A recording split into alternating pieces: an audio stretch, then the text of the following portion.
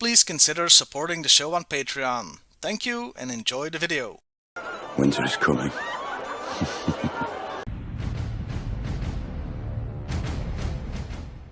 Hey, welcome to Half the Battle, and welcome back to Winter is Coming. And not just winter is coming, it's also a classified Christmas. That's right, today we're looking at a classified figure. So meet the Arctic Bat. This figure was released in... Okay, the release date is complicated and weird. It was supposed to come out in 2023, but got pushed back to 2024, and even now, in December of this year, online stores still have it only up as a pre-order, so it comes out in 2025?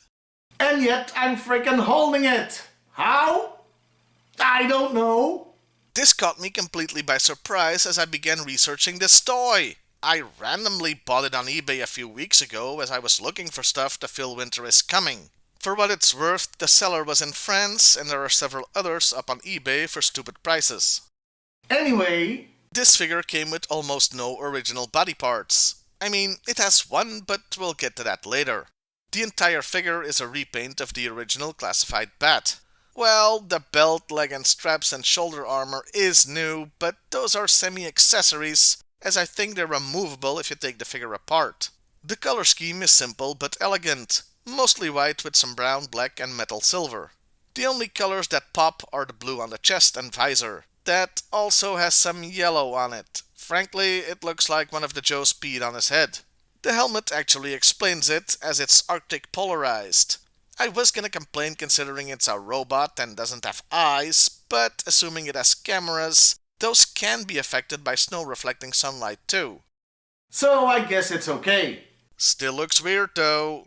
There's not much point in going over the detailing, as I've already talked about this mold, and it's pretty great and a good homage and upgrade to the original Battle Android Trooper. But there is one more toy to compare it to, the 50th anniversary 4-inch Arctic Bat. It's quite impressive how unique they both look, despite being based on the same concept and original toy. I think they did the right thing by not going with the silver on the head and boots. While it looks fine on the original, the size of the classified one would make it look very 50s sci-fi. One strange thing I noticed is the arms on the small one look more detailed than the big ones, though the neck makes up for that. I do miss the lenticular chest plate, as it's such a neat feature. Speaking of chest plates, it's time to talk accessories. He comes with 3 chest attachments, a pristine one with the Cobra logo, a damaged one without it, and whatever the hell this thing is supposed to be. Extra armor with pouches? Liefeld! There's also the standard Bat backpack and the not so standard chainsaw attachment. It's also the only hand attachment. Well, unless you count the actual hand. And what the hell is up with that? The original classified Bat came with 3.